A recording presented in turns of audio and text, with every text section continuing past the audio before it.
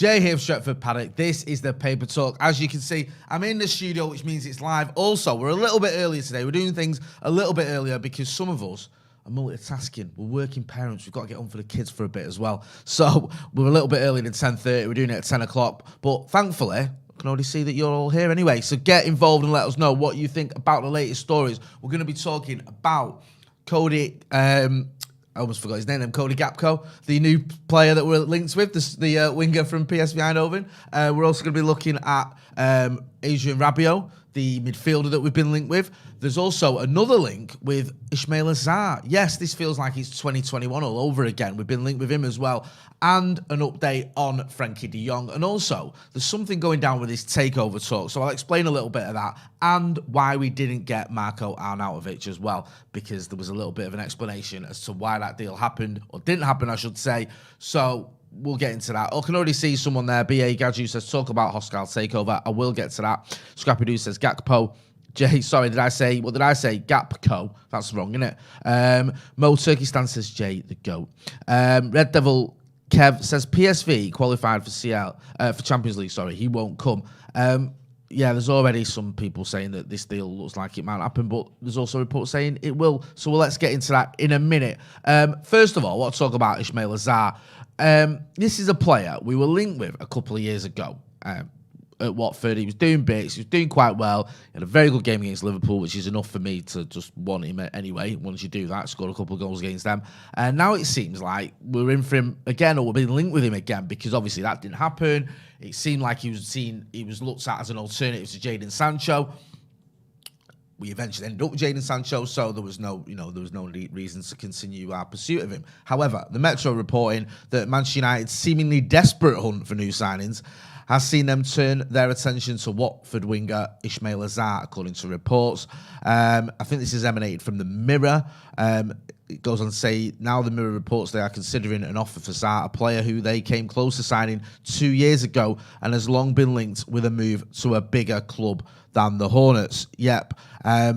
And again, if you go on to the Mirror's report, they're saying there, collapsed Man United transfer claims as links re-emerges. The Watford winger has made a superb start to life back in the Championship with the Hornets, but has again been linked with a move to Old Trafford, just as he was 2 years ago. So, yep, that's just what I was on about when I said it was, well, I said 2021, 2020, however you want to put it. An old target, couple of stories doing the rounds there. I'm not going to say this looks like it's going to happen. Maybe it will do. It still seems a little bit like one of them that people just sort of putting two together. He's had a decent start to the Championship. He's been linked with us before. We haven't got the number of signings over the line that we'd want to get. 3 so far. It's not nearly enough. Could we be back in for Sarr? Definitely a gettable player. Is he good enough? I did like him a couple of years ago, but then you think, well, what's he done in the last 2 years since we were last linked with him? I don't know. It seems like he's a decent player, but I don't know if he's the answer to our problems. And like I said a couple of years ago, I wasn't saying that. I was saying we should go for him, but I'm just now I'm not so sure. I think I've just been a little bit deflated by everything. Adam Sweeney in the super chat says, Rabiot being bought by Monaco, Paul Mitchell Monaco, that gives me more confidence in signing. Yeah, we'll get to the Rabiot thing actually, because there's a story doing the rounds in the Links Express about Man United receive ADRIEN Rabiot boost after Mum's plan emerges. Then goes on to talk about Cody Gakpo, who I'll get to in a minute. And it says Manchester United's hopes of securing a move for Juventus midfielder ADRIEN Rabiot were boosted by fellow target Cody Gakpo and PSV Eindhoven on Tuesday, with the Dutch outfit securing a crucial victory over Monaco to move closer to booking a spot in this season's Champions League group stages. So that seems a little bit like putting two together and coming up with 5. Does go on to say, though, United's pursuit of Rabiot has intensified. There was reports, I think it was in Gazette, talking about his wages as well, and him being on around 160 grand, I think it was a week. That this looks like there is something happening with Rabiot, doesn't it? It looks like it's a gettable deal. People keep references his mum. His mum's his agent, in case you didn't know that. I'm amazed if you didn't. So everyone's always talking about his mum. Oh, is his mum this, his mum that? Maybe there's a little bit of sexism there, because there's nothing new about a family member being your agent. It's just everyone keeps banging a drum about his mum being his agent.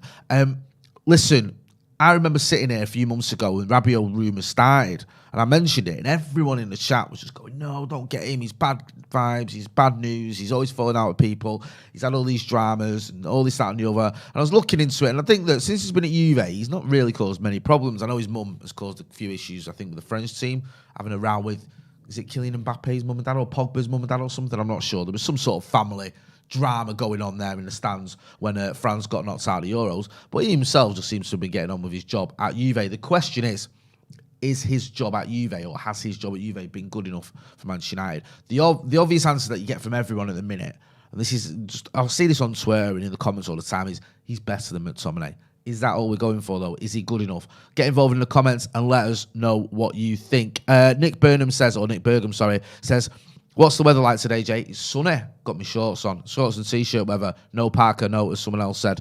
Sub says no Parker, Jay. No. Stuart Duncan makes a very good point. How about actually signing a CDM? WTF. Xander Red makes an even better point. He says, get Danny Welbeck back. 100% love that idea. Couldn't agree more. Why don't we get Danny Welbeck back? Should we talk about Cody Gakpo? So this is the kid from PSV Eindhoven. He scored 21 goals in 47 games last season, and he's emerged as a £35 million, or that's what he's rated, target for Manchester United. It looks like United are moving forward there with that. Sky reporting this. I think this was from yesterday actually, but they were saying that we were preparing a £35 million bid. You can see it there on the graphic. £35 million bid. 23 years old, very productive. Only sort of slight issue, if you can call it that, is he does operate on that left wing. We do have players that can do that already. Elanga prefers that. Rashford prefers that. Even Anthony Martial can play on that wing, cutting in. Does that mean you don't want him? Does that mean we don't want him improving that area? Is he better than those players I mentioned playing in that area? Or should we be looking at other parts of the pitch that we need strengthening as well? Who knows? But listen, very productive player. Started the season well, had a very good season last season, 21 goals in all competitions. You can't sniff at that. And at 23 years old, you would expect him to get better as well. He's certainly not past his peak or even at his peak. So it'll be one to keep an eye on. Let us know what you think in the comments. Is Cody Gakpo the answer to our problems? Scrappy Doo says, get Gakpo in Jeff. MUFC, here we go, says, Jay, mate, how do I become a member? There's a sort of a join button under every video. I think there's a join button. So if you go into the videos, we'll put a link. We put a link to the memberships in the chat. And we'll put a link in the chat. If you go into our member section, there's extra content on there. So extra stuff. We've got things like a bit of extra videos. There's a fantasy football video we do there. I did a little tour of mini-Scandinavian tour on there. You can go and check that out. Right, what else have we got for you? Let's have a little chat about, what was the next one on my list? Callum, I've forgotten already. The takeover bid. Yeah, thank you, Callum, producer Callum. Potential takeover bid. Yeah, this was doing the rounds last night. There's an interview, I think, that Michael Knighton, and those of us of a certain age will remember him, doing keepy-uppies and scoring goals at the Stretford end before an Arsenal game. And there's a little, was it 1990, was it 89 that season? I forget what season it was. I remember it was a kid. Anyway, he tried to take over United in the late 80s, early 90s. Didn't happen. Now apparently he's back in with another consortium. He gave an interview to John Gubber where he was talking about how he is going to do a takeover. Said he wanted Jim Ratcliffe on board. He's trying to get hold of Jim Ratcliffe. Jim Ratcliffe is Britain's richest man, I think. We've spoke about him on the channel before. He did try to buy Chelsea. That obviously didn't happen. Now he could be in for Manchester United. He's a United fan. He's a kid. He said it in interviews. United fan as a kid. Kieran Maguire from The Price of Football, when we had him on the channel, he said that he could see Jim Ratcliffe buying United. I think he's 71 years old. I think he said when he wanted to buy Chelsea, he was in it for the right reasons. He'd still be in it for the right reasons if he came into Manchester United. Not to make money out of us, not to sort of, bleed the club dry like the Glazers have done, but to actually have a bit of a legacy as the man, who saved Manchester United, to build something. So it'll be interesting to see what happens with that, if that does pan out as well. Yeah, so let us know what you think about that. Do you think Jim Ratcliffe is the answer? Do you believe Michael Knighton when he says he's going to, give us these, do this takeover or put this consortium together? I know there's a lot of people that do. There's some people that are going, I don't think this is going to happen at all. I don't think he's gonna do it. You can see in some of the comments here. Deg Pixel says Knighton is a con man. someone else saying about Radcliffe. That's it. Sorry, Ozzy Gamola says Radcliffe is worth 12 billion. Why not just buy the club yourself? Yeah, he could afford to do it without a consortium, Jim Radcliffe, if he wanted to do it. I don't know if he'd need Michael Knighton. Although Andrew Starkey says I want Michael Knighton to buy the club. Elastic Audio Belfast says the Jim Ratcliffe stand. Andrew said he was instrumental in 89 to 92. He did well. He was on the board. I don't know how instrumental he was. He got a seat on the board because his takeover bid failed and he knew where the bodies were buried. So it'll be interesting to see what happens with that. Someone spamming there about JU boycotting the game. I've seen this boycotting thing. I think Joe ran an article on it. I've seen a few tweets about it. Doesn't seem to be a lot of people involved who have been involved in process and stuff before. It just seems to be one or two tweets about it. That's all I've seen from a few accounts, a few of the small accounts. Well, it doesn't matter whether you're a small, big account. Obviously, if you're trying to make something happen, as I've always said, I've always been for positive change at Manchester United. But at the minute, that just looks like it's just a few people tweeting. It doesn't look like it's anyone who's working with any of the other groups or anything. Or there is actually a plan in place where people are saying, yeah, this is what's going to happen. I don't know what other movements are planned as well for the next game. We know we saw a protest ahead of the Brighton game. So, as always, if anything develops, we'll keep you posted. On the Marko Arnautovic front, because that's dead, in it. That is over. We know it's over. That came and went like, Ralph Ragnick. But it'll be interesting. It's interesting to see why it came and went, and because we've had a sort of report that it was actually the backlash from fans that was the reason that didn't happen. It wasn't the fact that Manchester United looked at him and went, actually, he was just on our list. We've had a look. He's not good enough and all the rest of it. It seemed like it was a bit more. The backlash they got from being linked with him was enough to, or not just being linked with him, from going to sign him, was enough to put him off. Fabrizio Romano tweeted in the early hours of this morning, he said, behind the scenes, Bologna expected United to submit a new bid for Arnautovic later this week, around €40 million. But after fans' complaints, Man United board told Bologna on Tuesday morning that the deal is off. No chance to discuss this again. It's 100% over. Listen, I like United listening to fans, right? I do. It's what you want to see as a fan. But it concerns me a little bit, and I never wanted Arnautovic.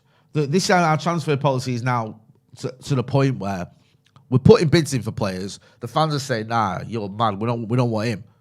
And then we're going, actually, yeah, we'll take that bid away. We won't bid again. It doesn't seem like there's a coherent plan here at Manchester United. We're so haphazard at the minute. I don't know what is going on. Personally, I don't even think we should be going for him. Not because of his questionable attitude towards race relations, but also the fact I don't think he's good enough. That's a main reason why he signed any player. Are they good enough for Manchester United? 33 years old, played in the Premier League, 2-3 years ago? Spent the last two of the last 3 seasons, I think, in China. I don't think this is the answer to our problems, and it just worries me that it's like, yeah, we're going to get him. Actually, we're not, because the fans don't want him. It's such a shambles at a minute at the club. It really is. It's so deflated. Honestly, I love Manchester United, like I'm sure all you lot do as well. And to see the way we've become, the way we're being run, the way that we got a new manager and we haven't backed him. We haven't backed him at all. Part of the problem that criticism people had with our transfers is we had managers, Ole Gunnar Solskjaer or whoever was accused of it, when we were desperate for a striker of just going out and getting anyone, or we wouldn't back the manager properly, so they'd be forced to get anyone, whether that's Odion Ighalo or whatever, talk of knocking on his door or him knocking on the director's door at 11:30 at night or whenever it was, to try and get a move. Going for Edinson Cavani when he's a free agent, getting him late, so late he doesn't even start the season. But, he's available, he's 30-odd, but it doesn't matter, we need him. And we're here again, 30-odd-year-old strikers as a emergency option. We should be thinking more long-term. It really is deflated. Sam Carter says we have the worst scouts. Yep, it's not just whether we've got the scouts, it's are they being listened to either? I don't know, to be honest with you. Listen, we're going to look at players we can be going for. We're going to look at some bargains that are available. Players, the top 5 sort of transfers United could get on the cheap. We're going to be looking at that. I know it pains me to say, because we shouldn't be buying players on the cheap. The Glazers should be sanctioning sales for, big money signings, because they've taken enough out of the club. And it's our money, it's not theirs, but they're not doing. So maybe we're just going to have to look, we'll have to start shopping down the budget aisle, unfortunately. Listen, hit that like button. Make sure as well you are subscribing to the channel. Check out the members section if you're not doing already. We're going to be back later on with more videos. We're going to have Round Our Way as well with me and Scotty at 4 o'clock this afternoon. We'll be live with that. Well, we'll discuss things like the takeover, protests, bids, all that jazz as well. So make sure you're checking that out. I've been Jay Moy. This has been the Paper Talk from the studio. Thanks for watching.